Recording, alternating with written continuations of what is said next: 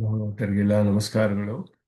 ಶ್ರೀನಿವಾಸೇತಿ ಶ್ರೇಷ್ಠದಯಾ ಪಾತ್ರಂ ಗುಣಾನ್ವಿತಃ ಕೌಶಿಕೋऽನಂತರಂಗಾರ್ಯ ಶಿರಂ ವಿಜೇತಾಂ ಭುವಿ ನ್ಯಸ್ತಾತ್ಮೀಯಭರಂ ವರಪ್ರದಗುರೌ ವೈರಾಗ್ಯಭಾಗ್ಯವರಧೌ ವೇದಾಂತಾಮೃತಸಾರವಂತಮನಘಾತ್ ಶ್ರೀಶ್ರೀನಿವಾಸಾದ್ಗುರೋः ಶ್ರೀಶೈಲಾನ್ವಯಕೌಸ್ತುಭಸ್ಸಿತನಯಂ ಶ್ರೇಯೋನಿಧೇ ಶ್ರೀನಿಧೇಃ ವಂದೇ ಸಾಧುಕಟಾಕ್ಷಕೇಳನಿಲಯಂ ಶ್ರೀಕೃಷ್ಣಸದ್ದೇಶಿಕಂ श्रीवासरङ्गपरकालमुनित्रयाप्तलक्ष्मात्मरक्षणेति त्वयुगागमान्तम् आचार्यभक्तिपरिपूतमनर्घशीलं गोपालदेशिकमुनिं गुरुमाश्रयामः।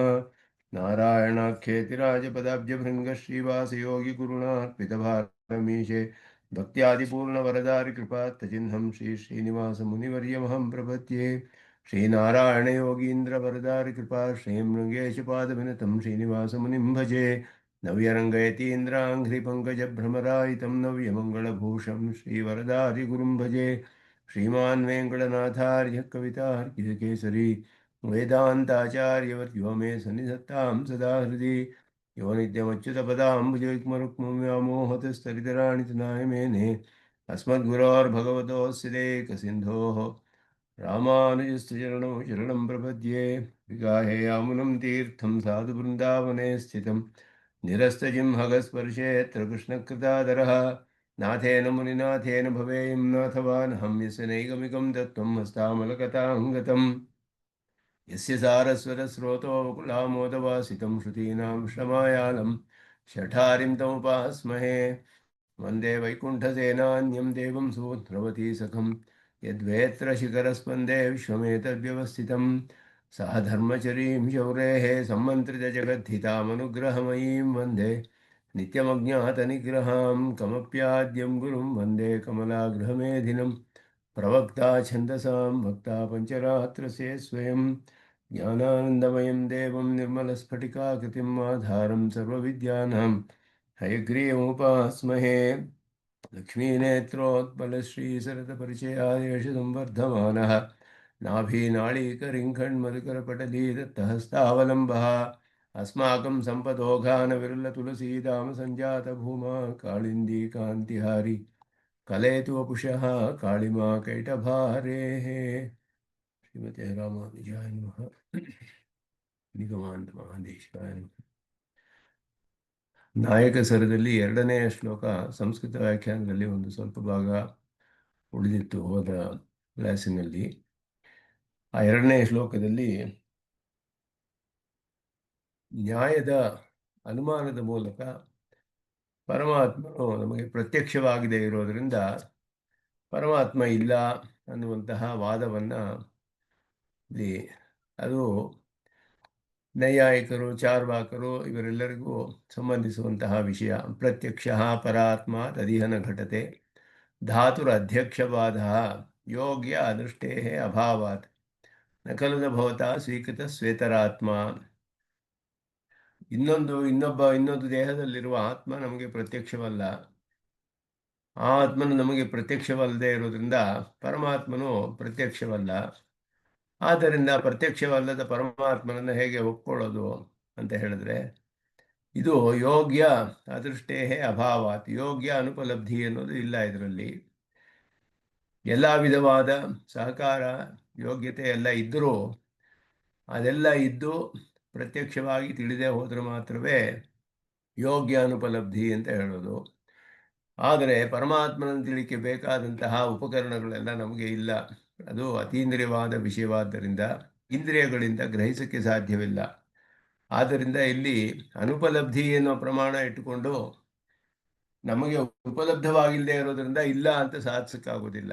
ಉಪಲಬ್ಧವಾಗಿಲ್ಲದೆ ಇದ್ದರೂ ಇರುವಂತಹ ಪದಾರ್ಥಗಳು ಎಷ್ಟೋ ಇದೆ, ಅತೀಂದ್ರಿಯವಾದ ವಿಷಯಗಳು. ಹಾಗೆಯೇ ಇಂದ್ರಿಯಗಳಿಗೆ ಗೋಚರವಾದ ವಿಷಯಗಳು ಮಾತ್ರವೇ ಉಪಲಬ್ಧವಾಗುತ್ತೆ, ಪ್ರತ್ಯಕ್ಷವಾಗಿ ಅಥವಾ ಅನುಮಾನದಿಂದಲೂ ಪ್ರತ್ಯಕ್ಷ ಮೂಲಕವಾಗಿ ಸಾಧಿಸಬಹುದು.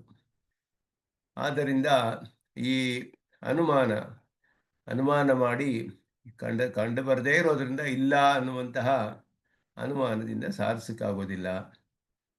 ಅಷ್ಟೇ ಅಲ್ಲದೆ ನೈಯಾಯಿಕರು ಕೂಡ ಇನ್ನೊಂದು ದೇಹದಲ್ಲಿ ಆತ್ಮ ಇದ್ದಾನೆ ಅಂತ ಹೇಗೆ ಒಪ್ಕೊಳ್ತೀರಾ ನೀವು ಅಂದರೆ, ಆ ದೇಹದಲ್ಲಿ ಚಟುವಟಿಕೆಗಳೆಲ್ಲ ನೋಡಿದ್ರೆ ಊಹೆ ಮಾಡ್ಬೋದು, ಆದರೆ ಆತ್ಮ ಪ್ರತ್ಯಕ್ಷವಲ್ಲವಲ್ಲ. ಪ್ರತ್ಯಕ್ಷವಲ್ಲದೇ ಇರೋ ಆತ್ಮನ ಹೇಗೆ ಒಪ್ಕೊಳ್ತೀರಾ ಅನ್ನುವ ಪ್ರಶ್ನೆ ಬರುತ್ತೆ. ಆದ್ದರಿಂದ ನೀವು ಕೂಡ ಒಪ್ಕೊಂಡಿದ್ದೀರಾ. ಶ್ವೇತರಾತ್ಮ ಭವತಾ ನ ಸ್ವೀಕೃತಃ ಇತಿ ನ ಖಲು. ನಿಮ್ಮಿಂದ ಸ್ವೀಕಾರ ಮಾಡಲ್ಪಟ್ಟಿಲ್ಲ ಅಂತ ಇಲ್ಲವಲ್ಲ, ನೀವು ಒಪ್ಕೊಂಡಿದ್ದೀರಾ. ಆದ್ದರಿಂದ ಪರಮಾತ್ಮನೂ ಕೂಡ ಇದ್ದಾನೆ ಅನ್ನೋದರಲ್ಲಿ ಯಾವ ಸಂದೇಹವೂ ಇಲ್ಲ. ಆದ್ದರಿಂದ ಅವನಿಗೆ ದೇಹ ಇಲ್ಲದೆ ಹೇಗೆ ಅವನು ಸೃಷ್ಟಿ ಮಾಡ್ತಾನೆ? ದೇಹ ಇಲ್ಲದೆ ಹೋದರೆ ಅವನೇನು ಸೃಷ್ಟಿ ಮಾಡೋಕ್ಕಾಗೋದಿಲ್ಲ ಅಂತ ಅರ್ಥವಲ್ಲ. ಅವನ ಸಂಕಲ್ಪದಿಂದಲೇ ಎಲ್ಲ ಸೃಷ್ಟಿ ಮಾಡ್ತಾನೆ. ಅಷ್ಟೇ ಅಲ್ಲದೆ ಅನುಮಾನವು ವೇದಕ್ಕಿಂತ ದುರ್ಬಲವಾದ ಪ್ರಮಾಣ ವೇದದ ಮುಂದೆ. ಆದ್ದರಿಂದ ಅನುಮಾನದಿಂದ ವೇದ ಪ್ರಮಾಣವನ್ನು ಬಾಧಿಸಲು ಸಾಧ್ಯವಿಲ್ಲ. ಅಷ್ಟೇ ಅಲ್ಲದೆ ವೇದ ವಿರುದ್ಧವಾದ ಪುರುಷರ ವಚನಗಳು ಕೂಡ ಪ್ರಮಾಣವಾಗುವುದಿಲ್ಲ ಅನ್ನೋ ವಿಷಯವನ್ನು ಇಲ್ಲಿ ಹೇಳಿದ್ರು. ಅದರಲ್ಲಿ ಕೆಲವು ವಿಶೇಷವಾದ ಅರ್ಥವನ್ನು ಇಲ್ಲಿ ಕಡೆಯಲ್ಲಿ ತಿಳಿಸ್ತಾರೆ. ಈ ಥರ ಒಂದು ಅಯಂ ಆಶಯ ಅಂತ ಹೇಳಿಬಿಟ್ಟು ಇದರ ಒಂದು ವಿಶೇಷವಾದ ವಿಷಯಗಳು ಇದರಲ್ಲಿ ಏನು ಹೇಳಲ್ಪಡುತ್ತೆ ಅಂದರೆ, ಪರಮಾತ್ಮನು ನ ಕೇವಲ ಜಗತ್ಸೃಷ್ಟಿ ಮಾತ್ರ ಕಾರಣ ಅಪಿತು ಕಾರ್ಯ ಸಾಮಾನ್ಯ ಕಾರಣ ಉಚ್ಯತೆ. ಕಾರ್ಯ ಸಾಮಾನ್ಯ ಕಾರಣ ಅಂದರೆ ಎಲ್ಲ ಕಾರ್ಯಕ್ಕೂ ಒಂದು ಸಾಮಾನ್ಯ ಕಾರಣ ಪರಮಾತ್ಮನಾಗಿದ್ದಾನೆ. ಸಾಮಾನ್ಯ ಕಾರಣ, ವಿಶೇಷ ಕಾರಣ ಅಂತ ಇರುತ್ತೆ ಕಾರ್ಯಗಳಿಗೆ. ಸಾಮಾನ್ಯ ಕಾರಣದಲ್ಲಿ ಪರಮಾತ್ಮ ಇಲ್ಲದೆ ಯಾವ ಕಾರ್ಯವೂ ನಡೆಯೋದಿಲ್ಲ. ದೈವಂ ಚೈವಾತ್ರ ಪಂಚಮಂ ಅಂತ ಹೇಳಿದ ಹಾಗೆ ಅವನು ಎಲ್ಲ ಕಾರ್ಯಗಳಿಗೂ ಸಾಮಾನ್ಯ ಕಾರಣ ಅಷ್ಟೇ. ಅದನ್ನು ಜಗತ್ ಸೃಷ್ಟಿ ಮಾತ್ರವೇ ಮಾಡಿಬಿಟ್ಟು ಬೇರೆ ಕಾರ್ಯಗಳಲ್ಲಿ ಅವನಿಗೆ ಅನ್ವಯವಿಲ್ಲ ಅಂತ ಅರ್ಥವಲ್ಲ. ಎಲ್ಲದರಲ್ಲಿಯೂ ಅವನಿಗೆ ಅನ್ವಯವಿದೆ. ಸಾಮಾನ್ಯ ಕಾರಣವಾಗ್ತಾನವನು. ಪರಂತು ಪ್ರತಿದಿನಂ ನಿರ್ವರ್ತ್ಯಮಾನೇಷು ಘಟಪಟಾದಿಷು ನಹಿ ಕುಲಾಲ ಕುವಿಂದ ಅತಿರಿಕ್ತ ಕಶ್ಚನ ಚೇತನ ಕಾರಣತೆಯ ಕುತ್ರಾಪಿ ಕೇನಾಪಿ ದೃಷ್ಟ. ಈ ಸಾಮಾನ್ಯ ಕಾರಣ ಯಾರು ನೋಡಿದ್ದಾರೆ ಅಂತ ಪ್ರಶ್ನೆ ಬರುತ್ತೆ. ಒಂದು ಘಟ ಮಾಡುವಾಗ ಬರೀ ಕುಂಬಾರನ ಅಷ್ಟೇ ಅಲ್ಲಿ ಘಟ ಮಾಡೋದಕ್ಕೆ ಕಾರಣ ಅಂತ ತಿಳಿದು ಬರುತ್ತೆ. ಬಟ್ಟೆಯನ್ನು ನೇಯುವವನು ಅಷ್ಟೇ ಅವನಿಗೆ ಕುವಿಂದ. ಇನ್ಯಾರು ಕಂಡು ಬರೋದಿಲ್ವಲ್ಲ. ಪರಮಾತ್ಮ ಎಲ್ಲಕ್ಕೂ ಸಾಮಾನ್ಯ ಕಾರಣ ಅಂತ ಹೇಗೆ ಹೇಳ್ತೀರಾ? ನಮಗೆ ಕಂಡು ಬರೋದಿಲ್ವಲ್ಲ. ಅದಕ್ಕೆ ಅಂಕುರ ಮೊದಲಾದಗಳಲ್ಲಿ ಹೇಗೆ ಹೇಳಕ್ಕೆ ಸಾಧ್ಯ ಅಂತ ನಾವು ಪ್ರಶ್ನೆ ಮಾಡ್ತೀವಿ. ಅದಕ್ಕೆ ಅವ್ರು ಹೇಳ್ತಾರೆ, ನಚ ಘಟಾದವು ತಥಾ ಅದರ್ಶನೇಪಿ ಅಂಕುರಾದವು ಕುಲಾಲಾದಿ ಸದೃಶಚೇತನಸ್ಯ ಅದರ್ಶನಾತ್ ತತ್ರ ಪರಮಾತ್ಮನೇವ ಕರ್ತೃತ್ವಂ ವಾಚ್ಯಮಿತಿ ಯುಕ್ತಂ ತತ್ರಾಪಿ ಮೃತ್ಸಲಿಲಾತಿರಿಕ್ತಸ್ಯ ಕಸ್ಯಚಿತ್ ಕಾರಣಸ್ಯ ಚೇತನಸ್ಯ ಕೇನಾಪಿ ಕುತ್ರಾಪಿ ಅದರ್ಶನಾತ್. ಪೂರ್ವ ಪಕ್ಷಿ ಹೇಳ್ತಾನೆ, ನಾವು ಹೇಳಿದ್ವಿ ಒಂದು ಬೀಜವನ್ನು ಹಾಕಿದರೆ ಒಂದು ಮೊಳಕೆ ಬರುತ್ತೆ, ಮೊಳಕೆ ಬಂದು ಗಿಡ ಬೆಳೆಯುತ್ತೆ. ಇಲ್ಲಿ ಕುಂಬಾರನೋ ಕುವಿಂದನೋ ಮೊದಲಾದವರು ಯಾವ ಕಾರಣವೂ ಕಂಡು ಬರ್ತಿಲ್ವಲ್ಲ. ಚೇತನ ಯಾರೂ ಇರೋದು ಕಂಡು ಬರಲಿಲ್ವಲ್ಲ. ಇದು ಹೇಗೆ ಬಂತು ಕಾರ್ಯ ಅಂತ ಕೇಳಿದ್ರೆ, ಚೇತನ ಇರಬೇಕಲ್ಲ ಅಲ್ಲಿ ಅಂದರೆ ಚೇತನ ಇರಬೇಕಾಗಿಲ್ಲ. ಮಣ್ಣು ನೀರು ಅಷ್ಟಿದ್ರೆ ಸಾಕು, ಬೆಳೆದು ಬಿಡುತ್ತೆ ಗಿಡ. ಮಣ್ಣು ನೀರು ಹಾಕಿದ್ರೆ ಸಾಕು, ಮೃತ್ತು ಸಲಿಲ ಮೊದಲಾದ ಕಾರಣ. ಅದಕ್ಕಿಂತ ಬೇರೆ ಚೇತನ ಯಾರು ಕಂಡು ಬಂದಿಲ್ವಲ್ಲ. ಆದ್ದರಿಂದ ಅಲ್ಲಿ ಹೇಗೆ ಹೇಳ್ತೀರಾ ನೀವು? ನಚ ಸಲಿಲಾದಿ ಸಂಯೋಜಕ ಚೇತನ ತತ್ರ ಕೃಷಿವಲಾದಿ ದೃಶ್ಯತೆ ಏವ ಇತಿ ವಾಚ್ಯಂ. ಅಲ್ಲಿಯೂ ಒಬ್ಬ ಚೇತನ ಕಂಡು ಬರ್ತಾನಲ್ಲ. ಒಬ್ಬ ರೈತ ನೀರು ತಗೊಂಡೋಗಿ ಹಾಕಿದ್ರೆ ತಾನೇ ಅವಲ್ಲಿ ಮೊಳಕೆ ಬೆಳೆಯುತ್ತೆ. ಅಂದರೆ ಅದೇನು ಬೇಕಾಗಿಲ್ಲ. ಕಾಡಿನಲ್ಲಿ ಯಾರೂ ಇಲ್ಲದೆ ಮೊಳಕೆಗಳು ಬರ್ತಾ ಇರುತ್ತೆ, ಬೀಜಗಳು ಬಿದ್ದು. ಅರಣ್ಯಾದವು ಅಪಿ ಬೀಜಾಂಕುರ ಉತ್ಪತ್ತಿ ದರ್ಶನ ಅದು ಯಾರೂ ಇಲ್ಲವಲ್ಲ, ಯಾರೂ ನೀರು ಹಾಕೋರು ಇಲ್ಲ. ಅಲ್ಲಿ ಬೆಳೀತಾ ಇರುತ್ತೆ ಗಿಡಗಳು, ಮೊಳಕೆಗಳು ಬರ್ತಾ ಇರುತ್ತಲ್ಲ. ಅದರಿಂದ ಜಲಾದೀನ ಶ್ರವಣಾದಿವತ್, ಇದು ಬೆವರು ಶ್ರವಣ ಅಂತ ಹೇಳಿದ್ರೆ ಸ್ವಭಾವಾದೇವ ಅಂಕುರಾದೇಹ ಸಂಭವಾತ್. ಬೀಜಾದೇಹ ಸ್ವಭಾವಾದೇವ, ಬೀಜದ ಸ್ವಭಾವದಿಂದಲೇ ಅದಕ್ಕೆ ಮೊಳಕೆ ಬಂದುಬಿಡುತ್ತೆ. ಆದ್ದರಿಂದ ಆತ ಈಶ್ವರಸ್ಯ ಕಾರಣತೆಯ ಕುತ್ರಾಪಿ ಅದರ್ಶನಾತ್ ಕಥಂ ಕಾರಣತ್ವ ಸಿದ್ಧಿ. ಪೂರ್ವ ಪಕ್ಷ, ಎಲ್ಲಿಯೂ ಕಂಡು ಬರದೇ ಇರೋದನ್ನ ಕಾರಣ ಅಂತ ಹೇಗೆ ಹೇಳ್ತೀರಾ? ಈಶ್ವರನ ಕಾರಣ ಅಂತ ಹೇಳಿ ಅಂದರೆ ಅಸ್ಮಾಭಿಃ ಅದರ್ಶನ ಮಾತ್ರೇಣ ಸಿದ್ಧಾಂತವನ್ನು ಹೇಳ್ತಾರೆ. ಕಸ್ಯಚಿತ್ ಅಸಿದ್ಧೌ ಅಂಧಕಾರೇ ವರ್ತಮಾನಸ್ಯ ಘಟಸ್ಯಾಪಿ ಅಭಾವ ಪ್ರಸಂಗ. ನಾವು ಕಂಡು ಬರೋದಿಲ್ಲ ಅಂತ ಹೇಳೋದ್ರಿಂದ ಕೆಲವು ವಿಷಯಗಳು ಸಿದ್ಧವೇ ಆಗೋದಿಲ್ಲ ಅಂತ ಹೇಳಿಬಿಟ್ರೆ, ಕತ್ತಲೆಯಲ್ಲಿ ನಮ್ಮ ಕಣ್ಣಿಗೆ ಘಟ ಕಂಡು ಬರೋದಿಲ್ಲ. ಘಟ ಇಲ್ಲ ಅಂತ ಹೇಳೋಕ್ಕಾಗೋದಿಲ್ವಲ್ಲ. ಘಟ ಇದ್ದೇ ಇರುತ್ತೆ, ನಮಗೆ ಕಂಡು ಬರೋದಿಲ್ಲ. ಅದಕ್ಕೆ ಯೋಗ್ಯ ಅನುಪಲಬ್ಧಿ ಎನ್ನುವ ಪ್ರಮಾಣ ಬೇಕು. ಬೆಳಕು ಇದ್ದು ದೃಷ್ಟಿಯೆಲ್ಲ ಸರಿಯಾಗಿದ್ದರೆ ಅಲ್ಲಿ ಕಂಡು ಬರಲಿಲ್ಲ ಅಂದರೆ ಇಲ್ಲ ಅಂತ ಹೇಳಬೇಕೆ ಹೊರತು, ಕತ್ತಲೆಯಲ್ಲಿ ಕಂಡು ಬರದೇ ಇರೋದ್ರಿಂದ ಪದಾರ್ಥ ಇಲ್ಲ ಅಂತ ಸಾಧಿಸಕ್ಕಾಗೋದಿಲ್ಲ. ಆ ರೀತಿ ನೀವು ವಾದ ಮಾಡ್ತಾ ಇದ್ದೀರಾ ಅಂತ ಹೇಳ್ತೀವಿ. ನಚ ಅಂಧಕಾರೇ ಘಟಸ್ಯ ಗ್ರಹಣ ಯೋಗ್ಯತಾಯ ಅಭಾವಾತ್ ನ ಅಭಾವ ಸಿದ್ಧಿರ್ತಿ ಶಂಕ್ಯಂ.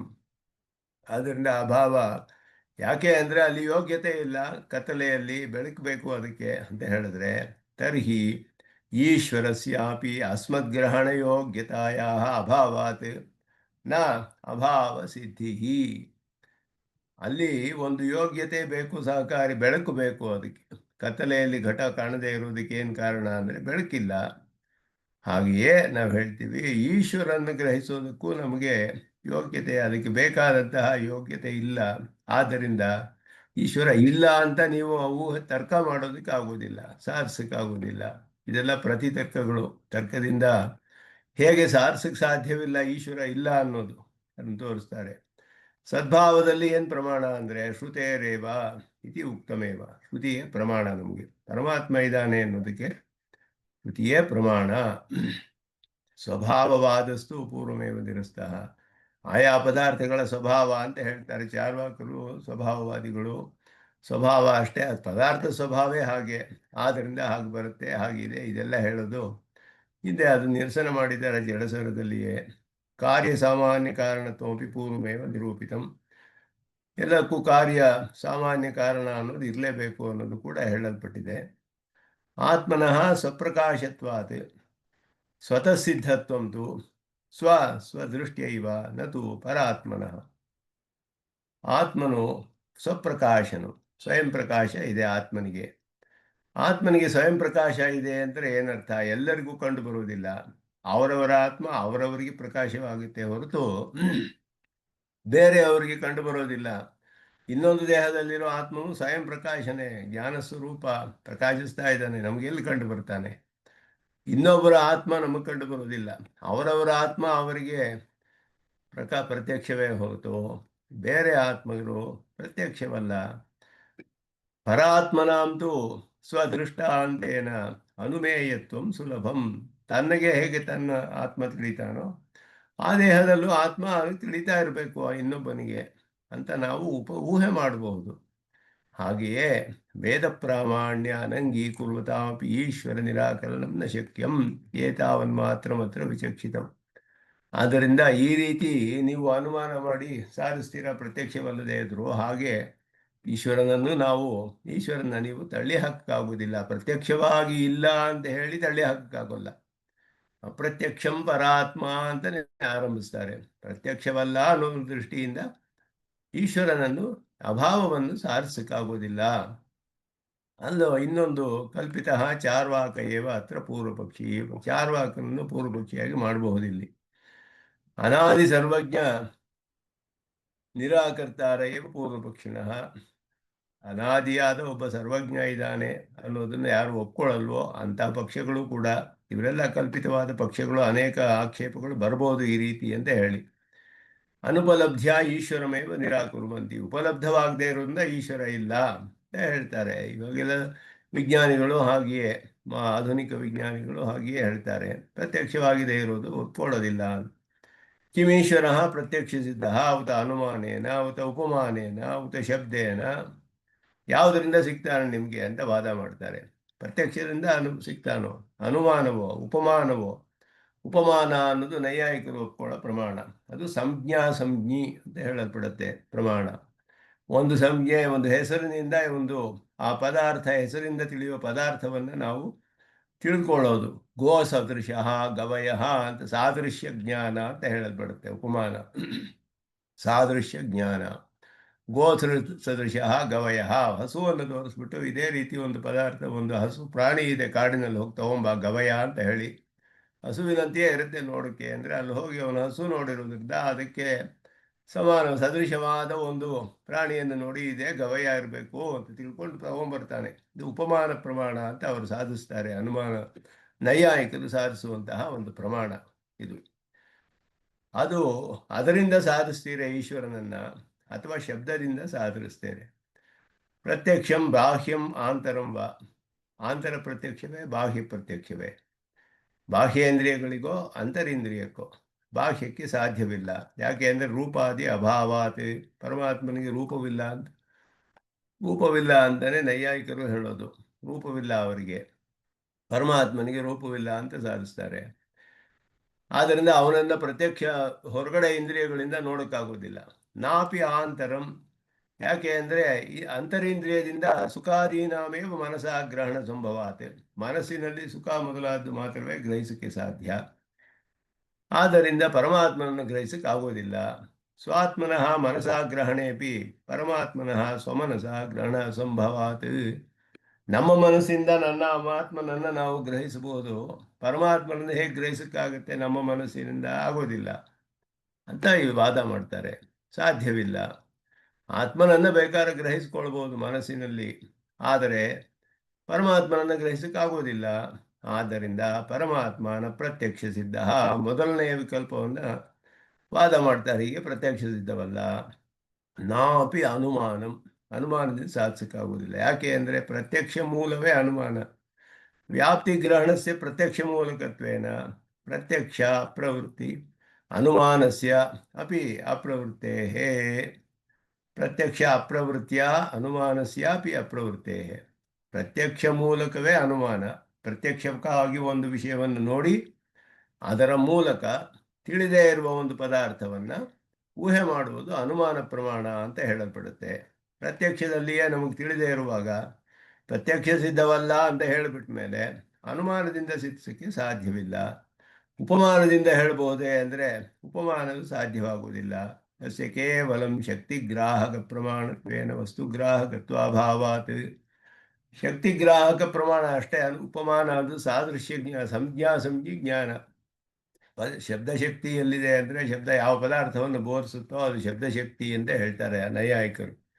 ಆದ್ದರಿಂದ ಒಂದು ಶಬ್ದವನ್ನು ಹೇಳಿ ಗವಯ ಅಂತ ಹೇಳಿಬಿಟ್ಟು ಗೋಸದೃಶ ಗವಯ ಅಂದರೆ ಆ ಗವಯ ಅನ್ನುವ ಪದಾರ್ಥದ ಶಕ್ತಿ ಅದು ಒಂದು ಪದಾರ್ಥವನ್ನು ಬೋಧಿಸುತ್ತೆ ಅಂತ ಹೇಳಿದ್ರೆ ಆ ಶಬ್ದ ವಸ್ತುವನ್ನು ಗ್ರಹಿಸೋಕ್ಕೆ ಹೇಗೆ ಸಹಾಯ ಮಾಡುತ್ತೆ ಅಂತ ಪ್ರಶ್ನೆ ಹಾಕ್ತೀವಿ. ಆದ್ದರಿಂದ ಸಂಜ್ಞೆ ಇಟ್ಟುಕೊಂಡು ಸಂಜ್ಞೆಯನ್ನು ಊಹೆ ಹೇಗೆ ಮಾಡೋದು, ಅದನ್ನು ಹೇಗೆ ನಾವು ತಿಳಿಯೋದು ಅನ್ನೋದು ಪ್ರಶ್ನೆಯಲ್ಲಿ. ಅದು ಕೇವಲ ಶಕ್ತಿಗ್ರಾಹಕ ಪ್ರಮಾಣ ಅಷ್ಟೇ, ವಸ್ತುಗ್ರಾಹಕ ಪ್ರಮಾಣವಲ್ಲ ಅದು. ನಾಪಿ ಶಬ್ದ, ನಾಪಿ ಶಬ್ದ, ಶಬ್ದವೂ ಆಗೋದಿಲ್ಲ ಅಂತ ಅನುಪೂರ್ವ ಪಕ್ಷಿ. ಸಕಿಂ ವೈದಿಕ ಉತ ಲೌಕಿಕ. ವೈದಿಕ ಶಬ್ದವೇ ಲೌಕಿಕ ಶಬ್ದವೇ ಪರಮಾತ್ಮನಿಗೆ ಪ್ರಮಾಣ? ಇದೆಲ್ಲ ಪೂರ್ವ ಪಕ್ಷಿ ಮಾಡುವಾದ. ವೇದಸ್ಯ ಈಶ್ವರ ಪ್ರಣೀತತ್ವೇನೈವ ಪ್ರಾಮಾಣ್ಯಾತ್. ಈಶ್ವರಸ್ಯ ಇದಾನೀಂ ಸಾಧನಾವಸ್ಥಾಯಾಮೇವ ಸ್ಥಿತತ್ವೇನ ತೇನ ಈಶ್ವರ ಸಿದ್ಧೇ ಸ್ಯಾತ್. ಈಶ್ವರ ಸಿದ್ಧಿ ಚೇತ್ ಅನ್ಯೋನ್ಯಾಶ್ರಯ. ಈಶ್ವರನನ್ನೇ ಇನ್ನೂ ಸಾಧಿಸಿಲ್ವಲ್ಲ. ಈಶ್ವರ ಹೇಗೆ ತಿಳಿದು ಬರ್ತಾನೆ? ಪ್ರತ್ಯಕ್ಷವೋ ಅನುಮಾನವೋ ಉಪಮಾನವೋ ಇದ್ದಾನೆ ಇವಾಗ ವಿಚಾರ ಮಾಡ್ತಾ ಇರೋದು. ಆದ್ದರಿಂದ ಈಶ್ವರ ಈಗ ಸಾಧನಾವಸ್ಥೆಯಲ್ಲಿಯೇ ಇದ್ದಾನೆ.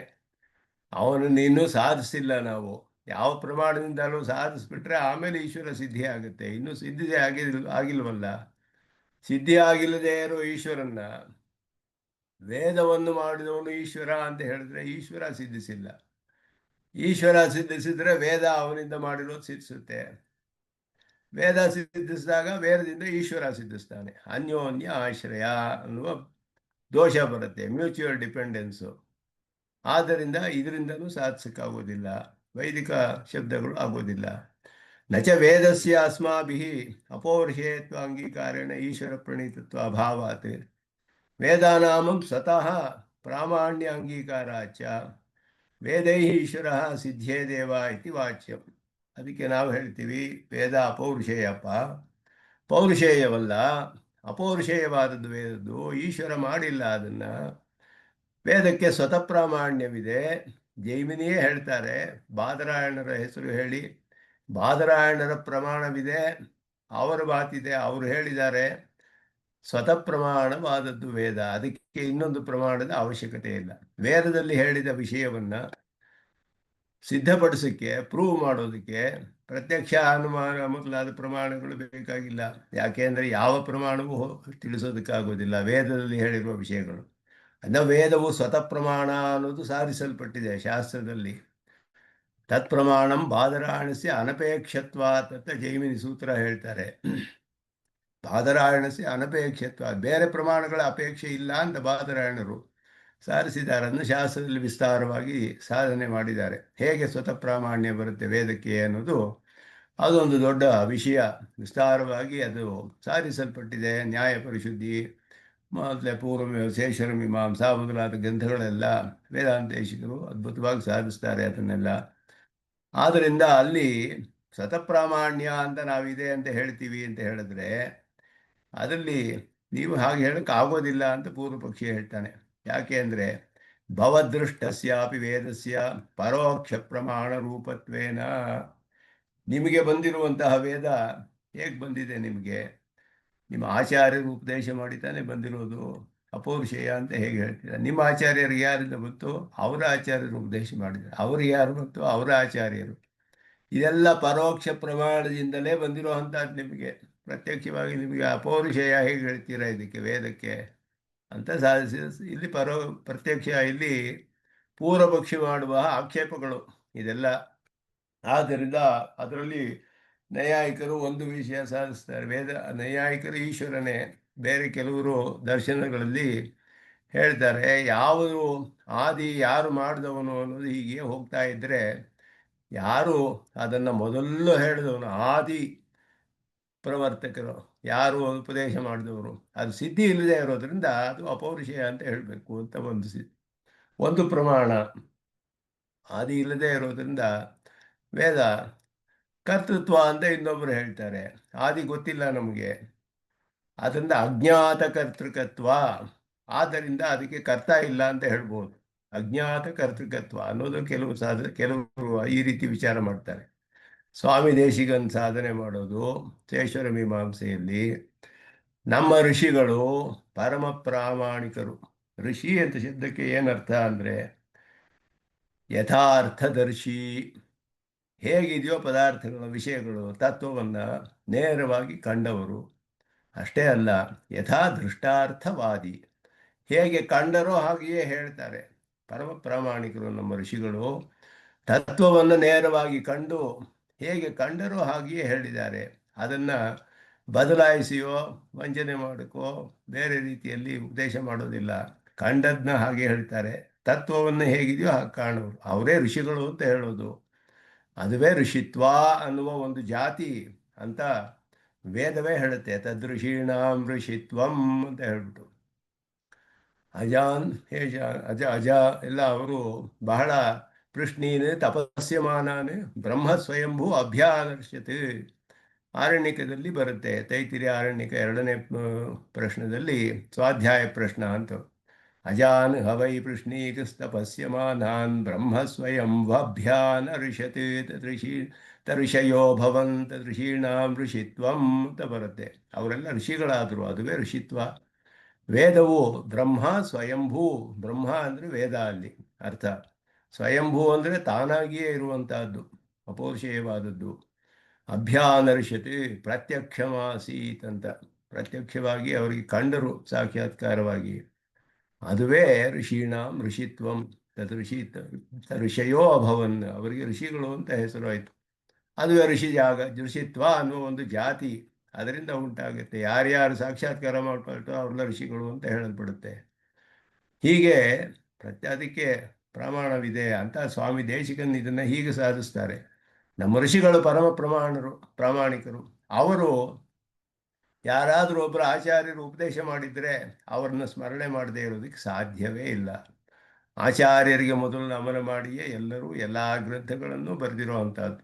ಆದರೆ ಋಷಿಗಳು ಸಾಕ್ಷಾತ್ಕಾರ ಮಾಡಿಕೊಂಡಿರಲಿ ಅವರ ಆಚಾರ್ಯರ ಸ್ಮರಣೆ ಕಂಡು ಬರೋದಿಲ್ಲ.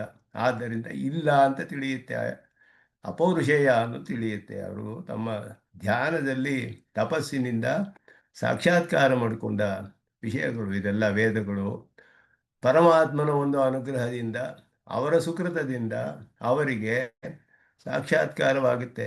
ತಪಸ್ಸು ಮಾಡಿ ಸಾಕ್ಷಾತ್ಕಾರ ಮಾಡಿಕೊಂಡು ಪ್ರವರ್ತನೆ ಮಾಡ್ತಾರೆ. ಪರಮಾತ್ಮನು ಆ ರೀತಿ ಅವರಿಗೆ ಸಾಕ್ಷಾತ್ಕಾರ ಆಗುವಂತಹ ಒಂದು ಫಲವನ್ನು ಕೊಡ್ತಾನೆ ಅವರ ಸುಕೃತಕ್ಕೆ ಅನುಗುಣವಾಗಿ. ಅದನ್ನು ಸಾಕ್ಷಾತ್ಕಾರ ಮಾಡಿಕೊಂಡು ಮಾಡ್ತಾರೆ. ಪರಮಾತ್ಮನು ಚತುರ್ಮುಖ ಬ್ರಹ್ಮನಿಗೆ ಉಪದೇಶ ಮಾಡಿ ಅವನ ಮೂಲಕ ಪ್ರವರ್ತಿಸ್ತಾನೆ. ಇದೆಲ್ಲವೂ ಕೂಡ ನಡೀತಾ ಇದೆ ಹೀಗೆ. ಹಾಗೆ ಹೇಳಿದ್ರೆ ಅವ್ರು ಹೇಳಿದ್ರು, ಪರೋಕ್ಷ ಪ್ರಮಾಣವೇ ನಿಮಗೂ ಆಚಾರ್ಯ ಶಿಷ್ಯ ಪರಂಪರೆ ಹೇಳ್ತಾನೆ ಬರ್ತಾ ಇದೆ. ನೇರವಾಗಿ ಹೆಂಗೆ ಹೇಳ್ತೀರಾ ಪ್ರತ್ಯಕ್ಷ ಅದು ಅಪೌರುಷೇಯ ಅಂತ ಹೇಗೆ ಹೇಳ್ತೀರಾ? ಪ್ರತ್ಯಕ್ಷ ವಿರುದ್ಧಾರ್ಥಸ್ಯ ವೇದೇನಾಪಿ ಪ್ರತಿಪಾದನಾ ಸಂಭವಾತ್. ಅಷ್ಟೇ ಅಲ್ಲ, ಪ್ರತ್ಯಕ್ಷಕ್ಕೆ ವಿರುದ್ಧವಾದ ವೇದವು ಕೂಡ ಹೇಳಕ್ಕೆ ಸಾಧ್ಯವಿಲ್ಲ. ಇದನ್ನ ಅದ್ವೈತದಲ್ಲೂ ಒಪ್ಕೊಳ್ಳೋದಿಲ್ಲ. ಈ ವಿಷಯವನ್ನ ಪ್ರತ್ಯಕ್ಷ ವಿರುದ್ಧವಾದ ವೇದವು ಹೇಳಕ್ಕಾಗೋದಿಲ್ಲ. ಒಂದು ರೀತಿಯಲ್ಲಿ ಒಪ್ಕೊಂಡು ಎಲ್ಲ ಪ್ರತ್ಯಕ್ಷಕ್ಕೆ ವಿರುದ್ಧವಾದ ವೇದ ಹೇಳದೆ ಇರೋದ್ರಿಂದ ಪ್ರತ್ಯಕ್ಷವೆಲ್ಲ ಪ್ರಾತಿಭಾಸಿಕ ಅಂತ ಹೇಳ್ಬಿಟ್ರು. ವೇದ ಹೇಳಿಲ್ಲ ಇದೆಲ್ಲ ಅಂತ. ನಾವು ಹೇಳಿದ್ವಿ ಪ್ರತ್ಯಕ್ಷಕ್ಕೆ ವಿರುದ್ಧವಾದ ವೇದ ಹೇಳೋದಿಲ್ಲ, ಪ್ರತ್ಯಕ್ಷ ಎಲ್ಲ ಇದೆ, ವೇದವು ಹಾಗೆ ಎಲ್ಲೂ ಹೇಳಿಲ್ಲ. ಪ್ರತ್ಯಕ್ಷವೆಲ್ಲ ಮಾಯೆ ಅಂತ ಹೇಳಿಲ್ಲ, ಮಿಥ್ಯೆ ಅಂತ ಎಲ್ಲೂ ಹೇಳಿಲ್ಲ ವೇದ ಅಂತ ಹೇಳಿಬಿಟ್ಟು, ವೇದವು ಕೂಡ ಪ್ರತ್ಯಕ್ಷ ವಿರುದ್ಧ ಹೇಳಕ್ಕೆ ಸಾಧ್ಯವಿಲ್ಲ. ಆದ್ದರಿಂದಲೇ ನೀವು ಪೂರ್ವ ಪಕ್ಷಿ ಹೇಳ್ತಾನೆ ಇಲ್ಲಿ ಆದಿತ್ಯೋ ಯೂಪಃ ಇತ್ಯಾದಿ ವಾಕ್ಯೈ ಪ್ರತ್ಯಕ್ಷ ವಿರುದ್ಧತೆಯ ಯೂಪಾದಿತ್ಯ ಐಕ್ಯಾದಿ ಬೋಧನ ಅಸಂಭವಾತ್ ಆದಿತ್ಯ ಸದೃಶೇ ಲಕ್ಷಣಾಂಗೀಕೃತ. ಇಂತಹ ವಾಕ್ಯಗಳಲ್ಲಿ ಲಕ್ಷಣಾರ್ಥವೇ ತೆಗೆದುಕೊಳ್ಬೇಕು ನಾವು. ಯಾಕೆ ಅಂತ ಹೇಳಿದ್ರೆ ವೇದದಲ್ಲಿ ಆದಿತ್ಯೋ ಯೂಪಃ ಯಜಮಾನ ಪ್ರಸ್ತರ ಮೊದಲಾದ ವಾಕ್ಯಗಳಿದೆ. ದರ್ಬೆಯ ಒಂದು ಹರಡಿದ್ರೆ ಪ್ರಸ್ತರ ಅಂತ ಹೆಸರು. ಆ ದರ್ಬೆ ಪ್ರಸ್ತರಕ್ಕೆ ಯಜಮಾನ ಅಂತ ಹೇಳಲ್ಪಟ್ಟಿದೆ. ಯಾಕೆ ಅಂದರೆ ಅದು ಎಲ್ಲವನ್ನೂ ಆಧಾರವಾಗಿದೆ. ಅದು ಪಾತ್ರೆಗಳ ಸಾಧನ ಎಲ್ಲ ಮಾಡೋಕ್ಕೆ ದರ್ಬೆಯನ್ನು ಹರಡಿ ಪ್ರಸ್ತರದ ಮೇಲೆ ಪಾತ್ರೆಗಳನ್ನೆಲ್ಲ ಇಟ್ಟು ಎಲ್ಲ ಮಾಡ್ತಾರೆ ಹೋಮಗಳಲ್ಲಿ, ಯಜ್ಞಗಳಲ್ಲಿ. ಅದಕ್ಕೆಲ್ಲ ಆಧಾರವಾಗಿರೋದ್ರಿಂದ ಪ್ರಸ್ತರಕ್ಕೆ ಯಜಮಾನ ಅಂತ ಹೇಳುತ್ತೆ ಶ್ರುತಿ. ಅಷ್ಟೇ ಹೊರತು ಪ್ರಸ್ತರಕ್ಕೂ ಯಜಮಾನನಿಗೂ ಐಕ್ಯ ಅಲ್ಲ. ಅದೇ ರೀತಿ ಆದಿತ್ಯೋ ಯೂಪಃ ಅಂದರೆ ಆದಿತ್ಯನಂತೆ ಅದಕ್ಕೆ ಎಲ್ಲ ಲೇಪ ಮಾಡಿ ಎಲ್ಲ ಮಾಡಿ ಒಳ್ಳೆಯ ಪ್ರಕಾಶಮಾನವಾಗಿ ಇರುತ್ತೆ ಯೂಪಸ್ತಂಭ ಅಂತ ಆದ್ದರಿಂದ ಅದಕ್ಕೆ ಆದಿತ್ಯ ಅಂತ ಹೇಳಲ್ಪಟ್ಟಿದೆಯೇ ಹೊರತು ಆದಿತ್ಯ ಯೂಪನಿಗೂ ಐಕ್ಯವನ್ನು ವೇದ ಹೇಳ್ತಾ ಇಲ್ಲ. ಅಲ್ಲಿ ನಾವು ಮುಖ್ಯಾರ್ಥವನ್ನು ತಗೊಳಕ್ಕಾಗೋದಿಲ್ಲ, ಅಲ್ಲಿ ಗೌಣಾರ್ಥವೇ ತೆಗೆದುಕೊಳ್ಬೇಕು. ಅದಕ್ಕೆ ಅವ್ರ ಪೂರ್ವ ಪಕ್ಷಿ ಹೇಳ್ತಾನೆ, ಇಲ್ಲಿ ವೇದ ಪ್ರತ್ಯಕ್ಷಕ್ಕೆ ವಿರುದ್ಧವಾದನ್ನು ಹೇಳಿದೆ, ನೀವು ಇದಕ್ಕೆ ಲಕ್ಷಣಾರ್ಥ ತಗೊಳ್ತೀರಾ. ಆದ್ದರಿಂದ ವೇದವು ಕೂಡ ಪ್ರತ್ಯಕ್ಷ ವಿರುದ್ಧ ಹೇಳಕ್ಕಾಗುವುದಿಲ್ಲ, ಪ್ರತ್ಯಕ್ಷವಾಗಿ ಪರಮಾತ್ಮ ಸಿದ್ಧಿಸೋದಿಲ್ಲ. ಇದು ಅವರ ವಾದ. ಏವಂಚ ಶಬ್ದ ಅಪರೋಕ್ಷಯ ಪ್ರತ್ಯಕ್ಷಸ್ಯ ಅತಿಬಲತ್ವೇನ ಶಬ್ದೇನ ಪ್ರತ್ಯಕ್ಷ ವಿರುದ್ಧತೆಯ ಈಶ್ವರವಾದೇನ ಸಂಭವ ಅನ್ನೇಶ್ವರ ಸಿದ್ಧಿ ವಾದಂ ನಿರಾಕರೋದು. ಇದು ಆ ವಾದವನ್ನೇ ಇಲ್ಲಿ ನಿರಾಕರಣೆ ಮಾಡಿರೋದು. ವೇದ ಶಬ್ದವು ಅಪರೋಕ್ಷ ಜ್ಞಾನವನ್ನು ಮಾತ್ರವೇ ಉಂಟು ಮಾಡುತ್ತೆ, ಪ್ರತ್ಯಕ್ಷ ಜ್ಞಾನವನ್ನು ಉಂಟು ಮಾಡೋದಿಲ್ಲ ಶಬ್ದ. ಅದು ನಾವು ಬಲವಾಗಿ ಸಾಧಿಸ್ತೀವಿ. ಯಾಕೆಂದರೆ ಶಬ್ದದಿಂದ ಪ್ರತ್ಯಕ್ಷ ಜ್ಞಾನ ಬರೋದಿಲ್ಲ, ಶಬ್ದದಿಂದ ಪ್ರತ್ಯಕ್ಷ ಜ್ಞಾನ ಬರೋದಿಲ್ಲ, ಪರೋಕ್ಷ ಜ್ಞಾನವೇ ಬರುವಂತಹದ್ದು ಶಬ್ದದಿಂದ. ಆ ಶಬ್ದದಿಂದ ತಿಳಿಸುವ ಪದಾರ್ಥವನ್ನು ಉಪಾಸನೆ ಮಾಡಿ ಅವನು ಪರಮಾತ್ಮನ ಒಂದು ದೇವತೆಯ ಪರಮಾತ್ಮನ ಅನುಗ್ರಹದಿಂದ ಪದಾರ್ಥಗಳನ್ನು ಸಾಕ್ಷಾತ್ಕಾರ ಮಾಡಿಕೊಳ್ಬೇಕು. ಒಂದು ಶಬ್ದವೇ ನೇರವಾಗಿ ತಿಳಿಸ್ಬಿಟ್ರೆ ತತ್ವಮಸಿ ಇಲ್ಲಿ ನಮಗೆ ಪ್ರತ್ಯಕ್ಷವಾಗಿ ಸಿದ್ಧಿಸಿಬಿಡ್ಬೇಕು. ಅಶ್ವಮೇಧ ಯಾಗ ಅಂದರೆ ಯಾಗ ಮಾಡಿದಾಗ ಆಗ್ಬಿಡ್ಬೇಕು. ಆ ರೀತಿ ಯಾವುದೋ ಒಂದು ಜಿಲೇಬಿ ಅಂತ ಹೇಳಿದ್ರೆ ಜಿಲೇಬಿ ತಿಂದಾಗ ಆಗ್ಬಿಡ್ಬೇಕು ನಾವು. ಶಬ್ದ ಪ್ರತ್ಯೇಕ ಉಂಟು ಮಾಡೋದಿಲ್ಲ. ಈ ಸ್ವಾಮಿ ದೇಶಿಕರು ಇದೆಲ್ಲ ಉದಾಹರಣೆಗಳು ಕೊಡ್ತಾರೆ ಶೇಷರ ಮೀಮಾಂಸೆಯಲ್ಲಿ. ಇದೆಲ್ಲ ಸಾಧ್ಯವಿಲ್ಲ. ಪೂರ್ವ ಜೈಮಿನಿಗಳೇ ಇದೆಲ್ಲ ಸಾಧಿಸಿದ್ದಾರೆ. ಅನೇಕ ಅವರ ಇದರಲ್ಲಿ ಅಧಿಕರಣಗಳಲ್ಲಿ ವೇದದ ಸ್ವತಃಪ್ರಾಮಾಣ್ಯ ಅಪೌರುಷೇಯತ್ವ ಎಲ್ಲ ಜೈಮಿನಿಗಳು ಅವರ ಪೂರ್ವಮೀಮಾಂಸಾ ಶಾಸ್ತ್ರದಲ್ಲಿ ಆರಂಭದಲ್ಲಿ ಅದನ್ನೆಲ್ಲ ಸ್ಥಾಪನೆ ಮಾಡಿದ್ದಾರೆ.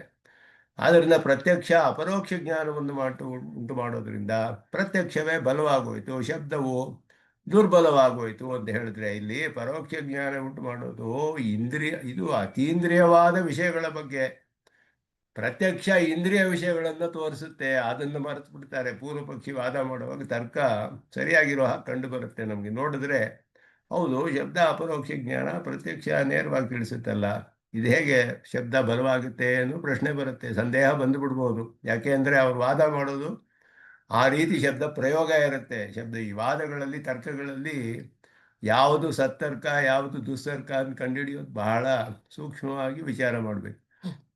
ಶಬ್ದಕ್ಕೆ ವಿಷಯವೇ ಬೇರೆ, ಪ್ರತ್ಯಕ್ಷಕ್ಕೆ ವಿಷಯವೇ ಬೇರೆ. ಪ್ರತ್ಯಕ್ಷಕ್ಕೆ ಇಂದ್ರಿಯ ಗೋಚರವಾದ ಪದಾರ್ಥಗಳೇ ವಿಷಯ, ಶಬ್ದಕ್ಕೆ ಅತೀಂದ್ರಿಯವಾದ ಪದಾರ್ಥಗಳು ವಿಷಯ. ಎರಡು ಬೇರೆ ಬೇರೆ ಆಗೋಯ್ತು. ಇದನ್ನು ಅದನ್ನು ಹೇಗೆ ಹೋಲಿಸೋದು? ಸಾಧ್ಯವಿಲ್ಲ. ಆದರೆ ವಾದ ಮಾಡುವಾಗ ಪ್ರಯೋಗ ಮಾಡಿದ್ರೆ ಶಬ್ದಗಳನ್ನು ಶಬ್ದ ಅಪರೋಕ್ಷ ಪ್ರತ್ಯಕ್ಷದ ಬಲವಾಯಿತು. ಆದ್ದರಿಂದ ಪ್ರತ್ಯಕ್ಷ ಶಬ್ದವನ್ನು ಬಾರಿಸ್ಬಿಡುತ್ತೆ. ಪ್ರತ್ಯಕ್ಷದಿಂದ ಈಶ್ವರ ಸಿದ್ಧಿಸೋದಿಲ್ಲ, ಶಬ್ದದಿಂದ ಹೇಗೆ ಸಿದ್ಧಿಸ್ತಾನೆ? ಇತರೆ ವಾದ ಮಾಡ್ತಾರೆ ಇದು ಪೂರ್ವ ಪಕ್ಷಿ. ಅದೆಲ್ಲ ಇದೆ ಹೇಳಿದ್ರು. ಕೇವಲ ಅನುಪಲಬ್ಧೇಹೇ ಅಭಾವ ಅಗ್ರಾಹಕತ್ವೇನ. ಬರೀ ಅನುಪಲಬ್ಧ ಅನ್ನೋದಷ್ಟೇ ಮುಖ್ಯವಲ್ಲ. ತಿಳಿದು ಬರೋದಿಲ್ಲ ಅಂದರೆ ಇಲ್ಲ ಅಂತ ಹೇಳೋಕ್ಕಾಗಲ್ಲ. ಯೋಗ್ಯ ಅನುಪಲಬ್ಧಿ ಇರಬೇಕು. ಯೋಗ್ಯ ಅನುಪಲಬ್ಧಿ. ಒಂದು ಘಟ ಇಲ್ಲ ಅಂತ ಹೇಳಿದ್ರೆ ಕಂಡು ಬರದೆ ಹೋದರೆ ಘಟವಿಲ್ಲ ಅಂತ ಹೇಳೋಕ್ಕಾಗಲ್ಲ. ಘಟ ಇಲ್ಲ ಅಂತ ಪ್ರೂವ್ ಮಾಡೋಕ್ಕೆ ಅಲ್ಲಿ ಬೆಳಕು ಇರಬೇಕು, ಕಣ್ಣಿನ ದೃಷ್ಟಿ ಚೆನ್ನಾಗಿರಬೇಕು.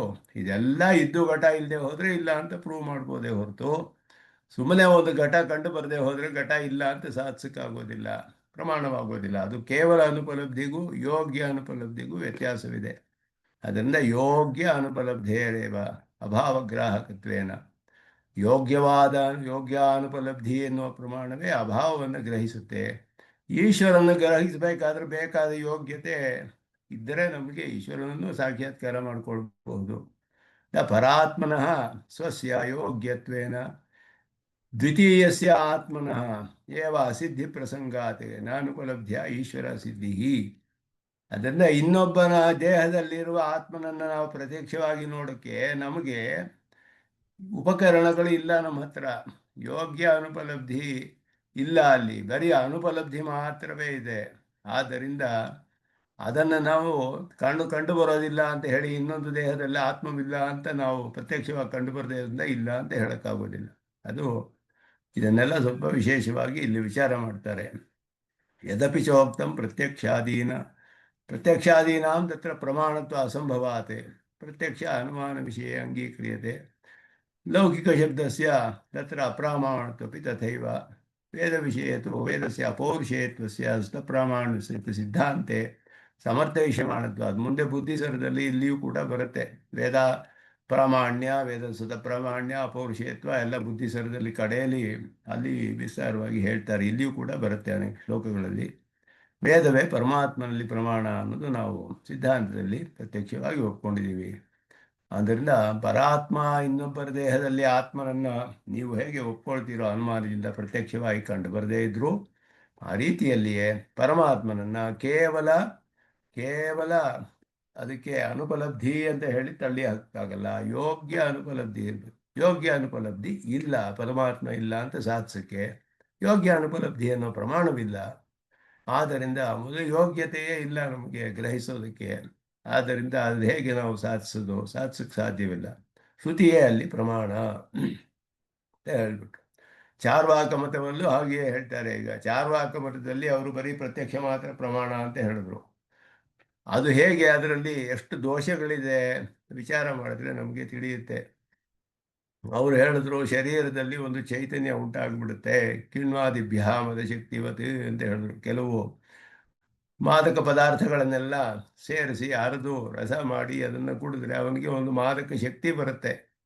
ಆ ಮಾದಕ ಶಕ್ತಿ ಹೇಗೆ ಬಂತು? ಒಂದೊಂದು ಪದಾರ್ಥದಿಂದಲೂ ಬರೋದಿಲ್ಲ, ಅನೇಕ ಪದಾರ್ಥಗಳನ್ನು ಸೇರಿಸಿ ಇದೆಲ್ಲ ಕೆಲಸ ಮಾಡಿ ಕಾರ್ಯ ಮಾಡಿ ಎಲ್ಲ ಆದರೆ ಆ ಶಕ್ತಿ ಉಂಟಾಗುತ್ತೆ ಅದರಲ್ಲಿ.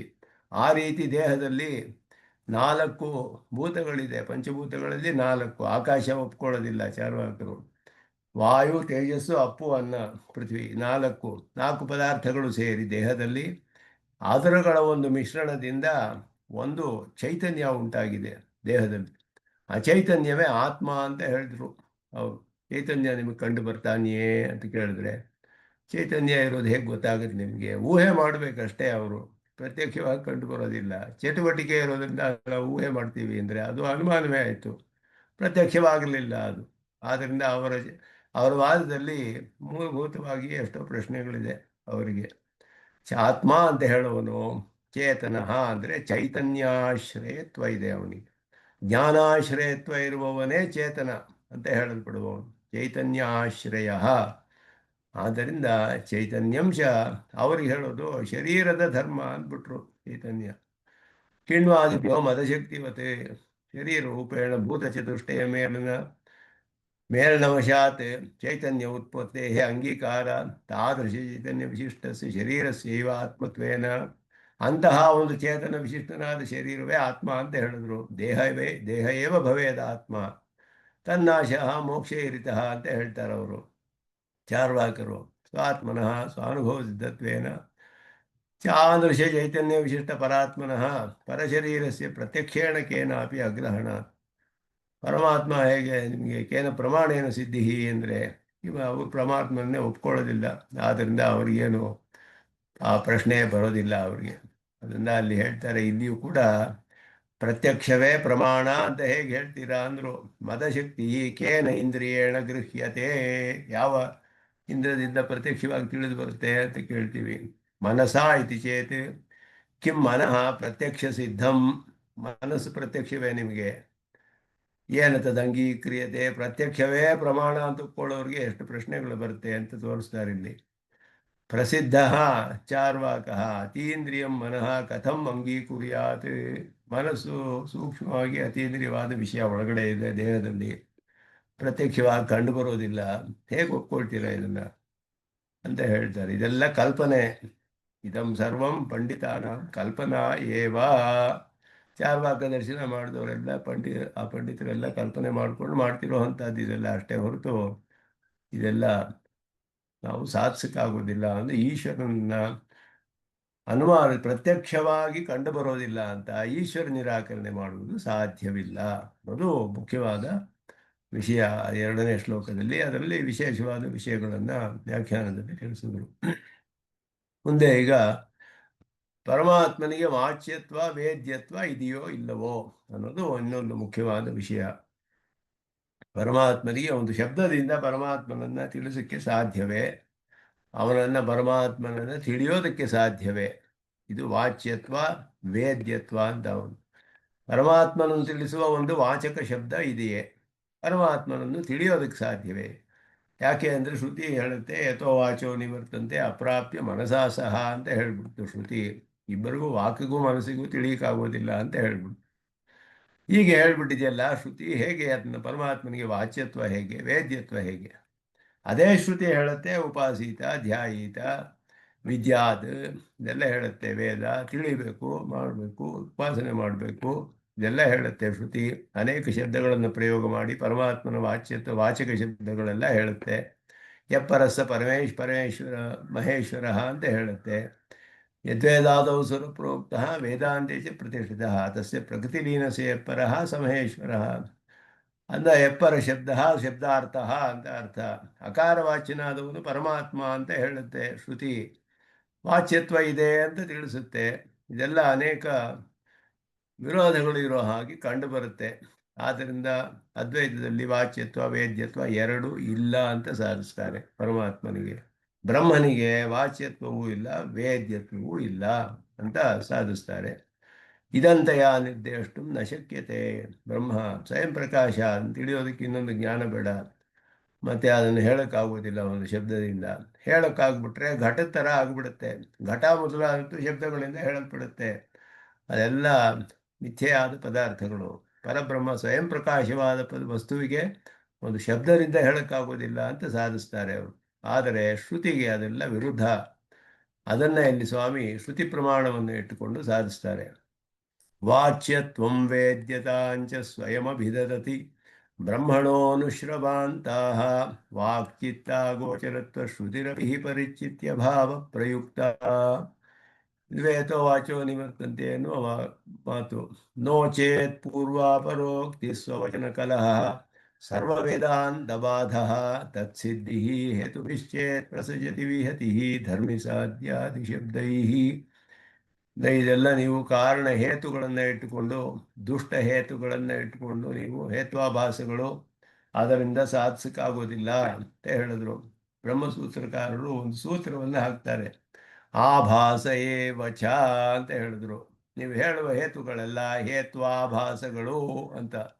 ಆಭಾಸ ಏವಚ, ಪರಮಾತ್ಮನ ಜಗತ್ ಕಾರಣತ್ವವನ್ನು ಒಪ್ಕೊಳ್ಳದೆ ಇರೋರಿಗೆಲ್ಲ ಹೀಗೆ ಹೇಳ್ತಾರೆ. ಬೇರೆ ಯಾವುದೋ ಜಗತ್ ಕಾರಣ, ಪರಮಾಣು ಕಾರಣವಾದ ಪ್ರಧಾನವೇ ಕಾರಣ, ಪರಮಾಣುಗಳೇ ಕಾರಣ, ಭೂತಗಳೇ ಕಾರಣ, ಈ ರೀತಿಯೆಲ್ಲ ಹೇಳ್ತಾರಲ್ಲ ಅವ್ರಿಗೆಲ್ಲ ಆಭಾಸ ಏವಚ ಅಂತ ಒಂದು ಸೂತ್ರ ಅಷ್ಟೇ ಅವರು ಹಾಕಿರೋದು. ಆಭಾಸಗಳು ಎಲ್ಲ ಹೇತ್ವಾಭಾಸ ಅಂತ ಹೇಳಿದ್ರು. ಹೇತುಗಳಿಂದ ಸಾಧಿಸೋಕ್ಕಾಗೋದಿಲ್ಲ. ಆ ಹೇತು ಸರಿಯಾದ ಹೇತುವೋ ತಪ್ಪಾದ ಹೇತುವೋ ಅದನ್ನು ಪರೀಕ್ಷೆ ಮಾಡಿ ನೋಡಿದ್ರೆ, ಸೂಕ್ಷ್ಮವಾಗಿ ಪರೀಕ್ಷೆ ಮಾಡಬೇಕು. ಶಾಸ್ತ್ರಕ್ಕೆ ಅನುಗುಣವಾಗಿ ಪರೀಕ್ಷೆ ಮಾಡಿದ್ರೆ ತಿಳಿದು ಬರುತ್ತೆ. ಸ್ವಾಮಿ ದೇಶಿಕನಲ್ಲಿ ಸ್ಪಷ್ಟವಾಗಿ ಹೇಳ್ತಾರೆ, ಸ್ವಾಚ್ಯತ್ವಂ ವೇದ್ಯತಾಂಚ, ವಾಚ್ಯತ್ವವನ್ನು ವೇದ್ಯತೆಯನ್ನು ಸ್ವಯಂ ಅಭಿದದತಿ, ಸ್ವಯಂ ತಾನಾಗಿಯೇ ಹೇಳುತ್ತೆ ಬ್ರಹ್ಮನಿಗೆ. ಬ್ರಹ್ಮಣಃ ಅನುಶ್ರವ ಅಂತ, ಅನುಶ್ರವ ಅಂದರೆ ವೇದಗಳು, ಅನುಶ್ರವ ವೇದಗಳು, ಆಚಾರ್ಯ ಶಿಷ್ಯ ಪರಂಪರೆಯಲ್ಲಿ ಶ್ರವಣದಿಂದ ಪ್ರವರ್ತನೆ ಆಗ್ತಾ ಇರುವಂತಹ ವೇದಗಳಿಗೆ ಅನುಶ್ರವ ಅಂತ ಹೆಸರು. ಅನುಶ್ರವಾಂತ ಅಂದರೆ ವೇದಾಂತ ಉಪನಿಷತ್ತುಗಳು. ಅನುಶ್ರವಾಂತಗಳು ಬ್ರಹ್ಮನಿಗೆ ವಾಚ್ಯತ್ವವನ್ನು ವೇದ್ವಂತವನ್ನು ಸ್ವತಃ ವೇದಗಳೇ ನಮಗೆ ತಿಳಿಸುತ್ತೆ. ವಾಕ್ ಚಿತ್ತ ಅಗೋಚರತ್ವ ಶ್ರುತಿ, ವಾಕ್ಯಗೂ ಚಿತ್ತಗೂ ಗೋಚರವಲ್ಲ ಅಂತ ಹೇಳುವ ಶ್ರುತಿ. ಯಥೋ ವಾಚೋ ನಿವರ್ತಂತೆ ಅಪ್ರಾಪ್ಯ ಮನಸಾ ಸಹ ಅಂತ ಹೇಳುವ ಶ್ರುತಿ. ವಾಕ್ಯಗೂ ಚಿತ್ತಕ್ಕೂ ಅಗೋಚರತ್ವವನ್ನು ಹೇಳುವಂತಹ ಶ್ರುತಿ ಬ್ರಹ್ಮನಿಗೆ ವಾಕ್ಯಗೂ ಮನಸ್ಸಿಗೂ ಗೋಚರವಲ್ಲ ಅಂತ ಹೇಳುವ ಹಾಗಿದೆ ಆ ಶ್ರುತಿ. ನೋಡಿದ್ರೆ ಆಪಾತತಃ ಹಾಗೆ ಕಂಡು ಬರುತ್ತೆ. ಅದರ ಅರ್ಥ ಅದು ಯಾವ ಕಾರಣದಿಂದ ಹಾಗೆ ಹೇಳಿದೆ, ಅದಕ್ಕೆ ಏನು ಅರ್ಥ? ಪರಿಚ್ಛಿತ್ಯ ಅಭಾವ ಪ್ರಯುಕ್ತ. ಇಷ್ಟು ಅಂತ ಪರಿಚ್ಛೇದಿಸಿ ತಿಳಿಯಕ್ಕೆ ಸಾಧ್ಯವಿಲ್ಲ. ಅವನ ಯಾವ ವಾಕ್ಯನಿಂದ ಹೇಳ್ಬೋದು ಪರಮಾತ್ಮನನ್ನ? 100 ಶಬ್ದಗಳು ಹೇಳ್ಬೋದು, ಸಹಸ್ರನಾಮವನ್ನು ಹೇಳ್ಬೋದು, ಇಷ್ಟೇ ಅಂತ ಅಲ್ಲ. ಅದಕ್ಕೆ ಮೇಲೆ ಇನ್ನು ಸಹಸ್ರನಾಮಗಳು ಹೇಳಿದ್ರು ಅದು ಎಲ್ಲ ಹೇಳ್ಬೋದು. ಯಜೂಗಂಶಿ ನಾಮ ಅಂತ ಶ್ರುತಿ ಹೇಳುತ್ತೆ. ಯಜಸ್ಸುಗಳೆಲ್ಲ ಅವನ ಹೆಸರು. ಯಜೂಗಂಶಿ ನಾಮ, ಯಜಸ್ಸು ಎಲ್ಲ ಅವನ ಹೆಸರಂತೆ, ಪರಮಾತ್ಮನ ಹೆಸರು ಅಂತ ಹೇಳುತ್ತೆ. ಒಂದೊಂದು ಶಬ್ದವೂ ಪರಮಾತ್ಮನ ಹೆಸರು. ವೇದೈಶ್ಚ ಸರ್ವೈ ಅಹಮೇವ ವೇದ್ಯ ಅಂತ ಕೃಷ್ಣನು ಹೇಳಿದ. ಎಲ್ಲ ಅವುಗಳಿಂದ ವೇದದಲ್ಲಿ ಎಲ್ಲ ಶಬ್ದಗಳು ಪರಮಾತ್ಮನ ತಿಳಿಸುತ್ತೆ. ವೇದದಲ್ಲಿ ಎಷ್ಟು ಶಬ್ದಗಳಿದೆ? ಅನಂತ ವೈ ವೇದಾಹ, ವೇದವೇ ತಿಳಿಸುತ್ತೆ. ಅನಂತವಾದದ್ದು ವೇದಗಳು. ಅನಂತವಾದ ವೇದಗಳಲ್ಲಿ ಅನಂತವಾದ ಶಬ್ದಗಳಿದೆ. ಎಲ್ಲ ಶಬ್ದಗಳು ಪರಮಾತ್ಮನ ತಿಳಿಸುತ್ತೆ ಅಂತ ಶ್ರುತಿ ಸ್ಪಷ್ಟವಾಗಿ ಹೇಳುತ್ತೆ. ಅದನ್ನ ಇಷ್ಟೇ ಶಬ್ದಗಳು, ಇದೊಂದು ಶಬ್ದವೇ ಬ್ರಹ್ಮನನ್ನು ತಿಳಿಸುತ್ತೆ, ಇಷ್ಟೇ, ಅದನ್ನು ಇಷ್ಟು ಹೋಗಲು ಪರಮಾತ್ಮನ ಸ್ತೋತ್ರ ಮಾಡಿಬಿಟ್ರೆ ಮುಗೀತು, ಇನ್ನು ಸ್ತೋತ್ರ ಮಾಡೋಕ್ಕೆ ಆಗೋದಿಲ್ಲ. ಈ ರೀತಿ ಹೇಳೋಕ್ಕಾಗೋದಿಲ್ಲ. ಮನಸ್ಸಿನಲ್ಲಿಯೂ ಕೂಡ ಪರಮಾತ್ಮನ ಒಂದು ಲೀಲೆಯನ್ನು ಅನುಸಂಧಾನ ಮಾಡ್ಬೋದು, ಒಂದು ಗುಣವನ್ನು ಅನುಸಂಧಾನ ಮಾಡ್ಬೋದು, ಅದನ್ನು ಪೂರ್ಣವಾಗಿ ಮಾಡೋಕ್ಕಾಗೋದಿಲ್ಲ. ಅವನ ಆನಂದ ಎಷ್ಟು ಅಂತ ತಿಳಿಯೋದಕ್ಕೆ ಹೋಗಿ ನಿಂತೋಯ್ತು ಶ್ರುತಿ. ಆ ಒಂದು ಪ್ರಕರಣದಲ್ಲಿಯೇ ಯಥೋ ವಾಚೋ ನಿವರ್ತಂತೆ ಅಪ್ರಾಪ್ಯ ಮನಸಾ ಸಹ ಅನ್ನೋ ವಾಕ್ಯ ಬರುತ್ತೆ ತೈತಿರಿಯೋಪನಿಷತ್ತಿನಲ್ಲಿ. ಆನಂದ ಮೀಮಾಂಸೆ, ಎಲ್ಲರ ಆನಂದವನ್ನು ಒಂದಕ್ಕಿಂತ ಒಂದು 100 ಪಾಲು 100 ಪಾಲು ಅಂತ ಹೇಳ್ಕೊಂಡು ಹೋಗಿ ಬ್ರಹ್ಮನ ಆನಂದ ಎಷ್ಟು ಅಂತ ಹೇಳುವಾಗ ವಾಕು ಮನಸ್ಸು ಹಿಂದೆ ಬಂದುಬಿಡ್ತು. ವಾಕಿನಿಂದಲೂ ಹೇಳೋಕ್ಕಾಗೋದಿಲ್ಲ, ಮನಸ್ಸಿನಿಂದಲೂ ತಿಳಿಯೋಕ್ಕಾಗೋದಿಲ್ಲ. ಅನಂತವಾದದ್ದು ಅಂತ ಹೇಳಿ ಅನಂತವಾದದ್ದನ್ನು ಅನಂತ ಅಂತ ತಿಳಿಬೋದಷ್ಟೇ. ಪರಮಾತ್ಮನು ಅನಂತ ಅಂತಲೇ ತಿಳಿಬೇಕು ಅಂತ ಕೂರತಾಳ್ವನ್ ಹೇಳ್ತಾರೆ. ನಿನಗೆ ಶ್ರೀದೇವಿಗೆ ಸ್ತೋತ್ರದಲ್ಲಿ ಹೇಳ್ತಾರೆ, ಶ್ರೀಸ್ತವದಲ್ಲಿ ಕೂರತಾಳ್ವನ್ ಹೇಳ್ತಾರೆ, ನಿನ್ನ ಮಹಿಮೆ ಎಷ್ಟು ಅಂತ. ದೇವಿತ್ವನ್ಮಹಿಮಾವಧಿರ್ನ ಹರಿಣ ನಾಪಿತ್ವಯ ಜ್ಞಾಯತೆ. ದೇವಿ ತ್ವನ್ಮಹಿಮಾವಧಿ ಹರಿಣ ನಾಪಿ ತ್ವಯಾ ಜ್ಞಾಯತೆ. ನಿನ್ನ ಮಹಿಮೆಯ ಅವಧಿ ಎಷ್ಟು ಅಂತ ಹರಿಯೂ ತಿಳಿಯಕ್ಕಾಗಲ್ಲ, ನೀನು ತಿಳಿಯಕ್ಕಾಗೋದಿಲ್ಲ ಅಂತ ಹೇಳಿದ್ರು.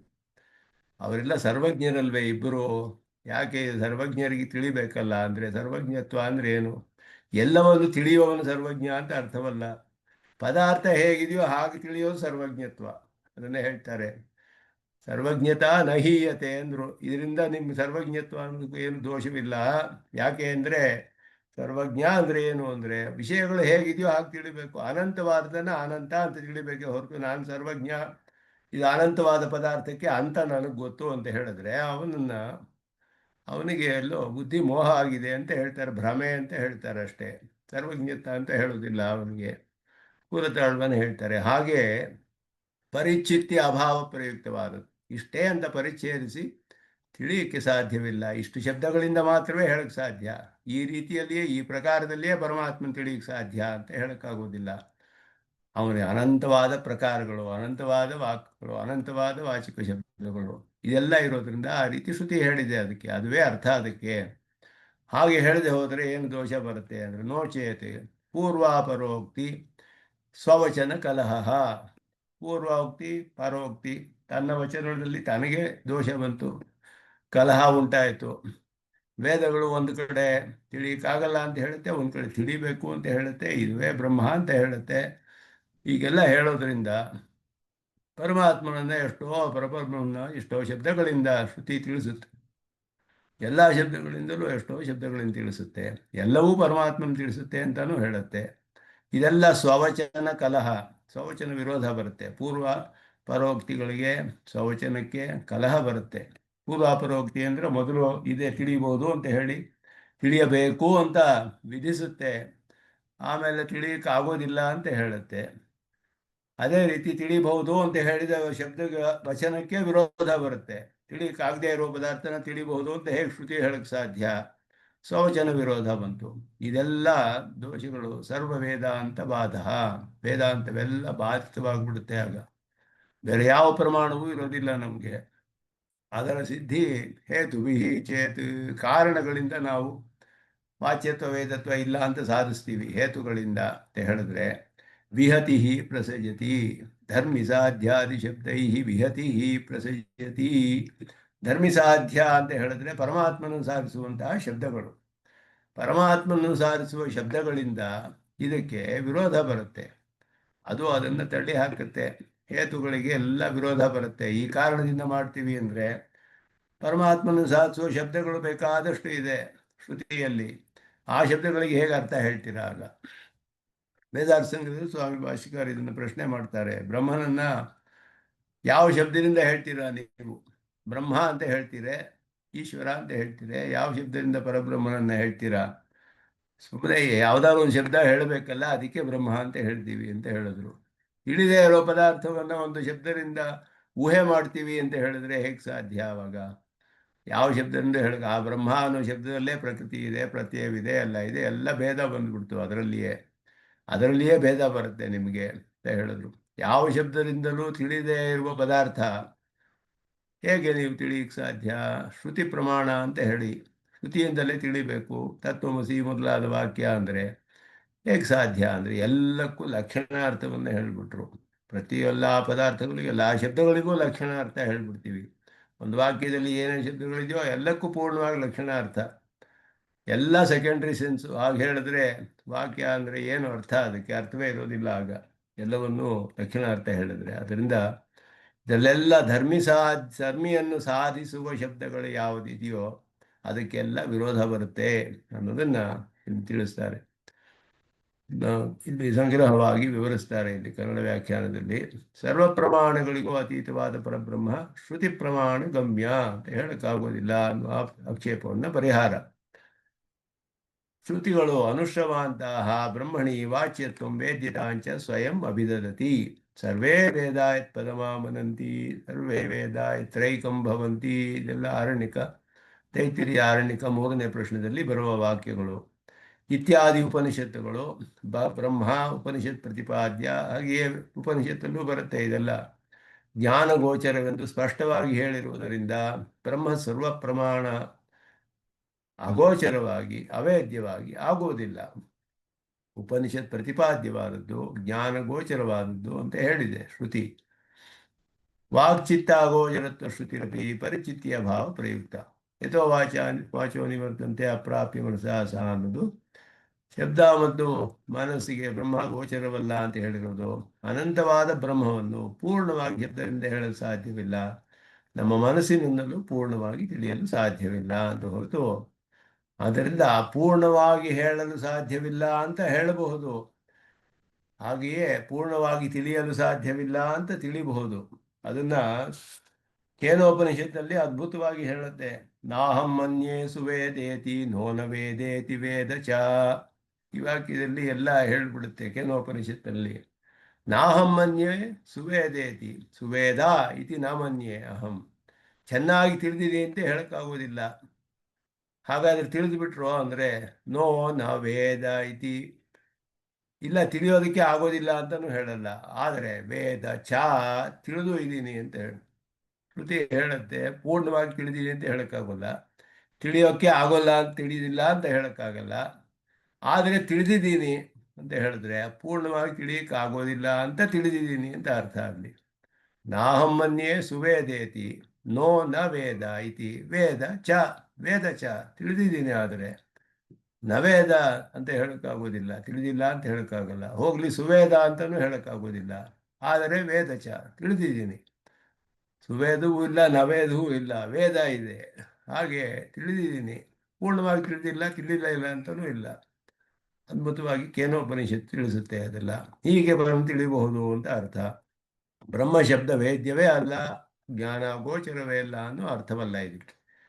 ಅದನ್ನು ಸ್ಪಷ್ಟಪಡಿಸ್ತಾರೆ. ಇಲ್ಲದೆ ಹೋದರೆ ವೇದದಲ್ಲಿಯೇ ಪರಸ್ಪರ ವಿರೋಧ ಬಂದುಬಿಡುತ್ತೆ. ಶಬ್ದವೇದ್ಯತ್ವ ಜ್ಞಾನಗೋಚರತ್ವ ಇಲ್ಲವೇ ಇಲ್ಲ ಅಂದರೆ ಉಪನಿಷತ್ತುಗಳಲ್ಲೇ ಇದು ಮಿಂಚಿನ ಬ್ರಹ್ಮೋಪದೇಶ ವಚನಗಳ ವಿರೋಧ, ಸ್ವವಾಕ್ಯ ವಿರೋಧವು. ತಿಳಿದೇ ಇರೋ ಪದಾರ್ಥವನ್ನು ತಿಳಿಯಬಹುದು ಅಂತ ಹೇಳೋದಿಲ್ಲ ಶ್ರುತಿ. ಆಗ ಹೇಳಿದ್ರೆ ಸ್ವವಚನ ವಿರೋಧ. ಅಥವಾ ಒಂದು ಕಡೆ ತಿಳಿಬೋದು ಅಂತ ಹೇಳಿ ಒಂದು ಕಡೆ ತಿಳಿಯಕ್ಕಾಗಲ್ಲ ಅಂತ ಹೇಳಿದ್ರು ಪರಸ್ಪರ ವಿರೋಧ, ಪೂರ್ವಾಪರ ವಿರೋಧ, ಸ್ವವಚನ ವಿರೋಧ, ಎಲ್ಲ ವಿರೋಧಗಳು ಬರುತ್ತೆ. ಬ್ರಹ್ಮವೇದ್ಯವಲ್ಲ ಅನ್ನೋ ವಾಕ್ಯದಲ್ಲಿಯೇ ವೇದ್ಯವಾಗ್ತಿದೆ ಅಂತ ಹೇಳಿದ್ರು. ಬ್ರಹ್ಮ ಅನ್ನೋದು ಇದ್ದೇ ಇದೆಯಲ್ಲ ಅಲ್ಲಿ ಅಂತ. ಅದಕ್ಕೆ ಸಂಪೂರ್ಣ ಅವೇದ್ಯತ್ವವನ್ನು ಹೇಳಿದ್ರೆ ನನ್ನ ತಾಯಿ ಬಂಜೆ ಎನ್ನುವ ವಚನ ತುಲ್ಯವಾಗುತ್ತೆ. ಸರ್ವವೇದ ಅಂತ ಬಾಧಃ, ಎಲ್ಲ ಉಪನಿಷತ್ತುಗಳು ಅರ್ಥಶೂನ್ಯವಾಗುತ್ತೆ ಆವಾಗ. ಸ್ವಯಂ ಪ್ರಕಾಶ ಚೈತನ್ಯ ಸ್ವರೂಪವಾದ ಬ್ರಹ್ಮ ಮತ್ತೊಂದು ಜ್ಞಾನಕ್ಕೆ ವಿಷಯವಾದರೆ ಅದು ಜಡವಾಗಬೇಕಾಗುತ್ತೆ. ಇದು ಅದ್ವೈತಿಗಳು ಮಾಡುವ ವಾದ ಇದು. ಒಂದು ಜ್ಞಾನಕ್ಕೆ ವಿಷಯವಾಗಿಬಿಟ್ರೆ ಜಡವಾಗಬೇಕದು. ಯಾಕೆ ಅಂದರೆ ಸ್ವಯಂ ಪ್ರಕಾಶವಾದದ್ದು ಒಂದು ಜ್ಞಾನಕ್ಕೆ ವಿಷಯವಾಗುವುದಿಲ್ಲ. ಒಂದು ದೀಪ ನೋಡೋಕ್ಕೆ ಇನ್ನೊಂದು ದೀಪ ಬೇಕಾಗಿಲ್ಲ. ದೀಪವನ್ನು ನೋಡಿದ್ರೆ ಜಡ ಪದಾರ್ಥಗಳನ್ನು ನೋಡ್ಬೋದಷ್ಟೇ. ದೀಪ ನೋಡೋಕ್ಕೆ ಇನ್ನೊಂದು ದೀಪ ಯಾಕಬೇಕು? ತಾನೇ ತನ್ನನ್ನು ತೋರಿಸ್ಕೊಳ್ಳುತ್ತೆ ಅಂತ ಹೇಳಿ ಇನ್ನೊಂದು ಜ್ಞಾನ ಬೇಕಾಗಿಲ್ಲ ಬ್ರಹ್ಮನನ್ನು ತಿಳಿಯೋದಕ್ಕೆ. ಒಂದು ಜ್ಞಾನಕ್ಕೆ ವಿಷಯವೇ ಆಗೋದಿಲ್ಲ ಅದು ಅಂತ ಹೇಳಿದ್ರು. ಆದ್ದರಿಂದ ಬ್ರಹ್ಮ ನವೇದ್ಯಂ ವಿತ್ತಿರೂಪತ್ವಾತ್, ಇದು ಅನುಮಾನ ಪ್ರಯೋಗ. ಬ್ರಹ್ಮವು ತಿಳಿಯೋಕ್ಕಾಗೋದಿಲ್ಲ. ಯಾಕೆ ಅಂದರೆ ಚೈತನ್ಯ ರೂಪತ್ವಾತ್.